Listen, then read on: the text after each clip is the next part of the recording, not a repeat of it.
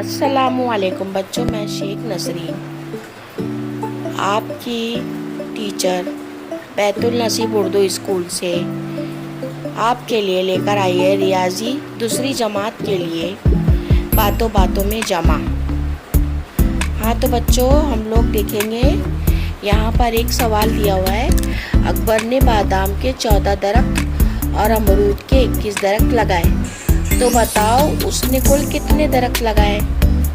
अब यहाँ पर आपको दिया हुआ है इकाई और दहाई का एक कॉलम दिया हुआ है।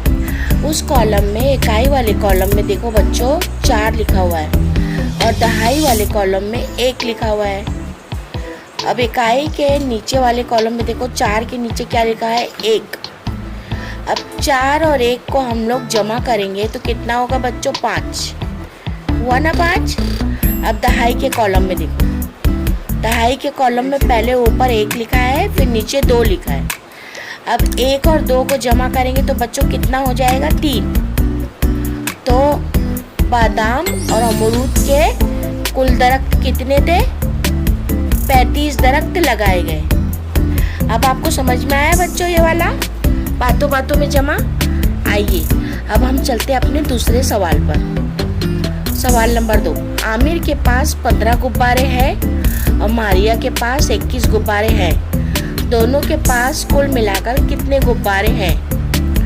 अब हमें फिर यहाँ पर इकाई और दहाई का 2 कॉलम बनाना होगा, जो यहाँ पहले ही से मौजूद बना हुआ है। अब देखिए बच्चों, इकाई के कॉलम में क्या लिखना है आपको, आमिर के पास 15 गुब्बारे, तो इकाई के कॉलम में आपको 5 लिखना है और दहाई के कॉलम में आपको 1 लिखना है। फिर 5 इकाई वाले कॉलम में 5 के नीचे आपको 1 लिखना है और दहाई के कॉलम में 2 लिखना है। अब इकाई वाले कॉलम को देखो बेटा, 5 और 1 मिलाकर कितने हो गए, 6। अब दहाई के कॉलम की तरफ चलेंगे, 1 और 2 मिलाकर हो गए 3। यानी आमिर के पास 15 गुब्बारे हैं और मारिया के पास 21 गुब्बारे हैं। दोनों को जमा करने पर हमारे पास कुल 36 गुब्बारे बने। अब आपको ये तो अच्छी तरीके से समझ में आ गया होगा बच्चों कि जमा किस तरह की जाती है। अब देखिए बच्चों, नीचे कुछ इबारती सवालात दिए गए हैं जो मैं आपको पढ़कर सुनाती हूँ। भाई के पास 15 रुपए थे, खाला जान ने इसे 20 रुपए और दिए, तो बताओ अब भाई के पास कितने रुपए हो गए।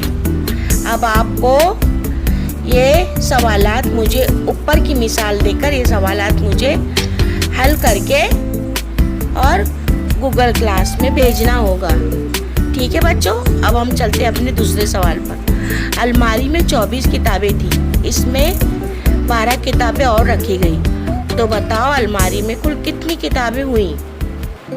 अब हमारा तीसरा सवाल, घर में 18 डब्बे थे, अम्मा ने बाजार से 11 डब्बे और लाए, तो बताओ अब घर में कुल कितने डब्बे हुए।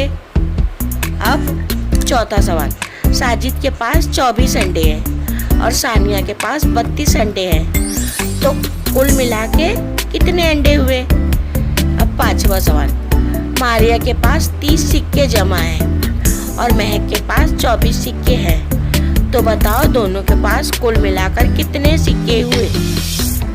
अब बच्चों देखिए, आपको इन इबारती सवालात में कैसा पता चलेगा कि इसको जमा करना है या नफी करना है। देखो बच्चों, जब हम लोग सवाल पढ़ते हैं तो सवाल के आखिर में ऐसा पूछा जाता है, तो बताओ दोनों के पास कुल, जिस सवाल में कुल आता है उसको जमा करते हैं और जिस सवाल के आखिर में बाकी पूछा जाता है उसको नफी करते हैं।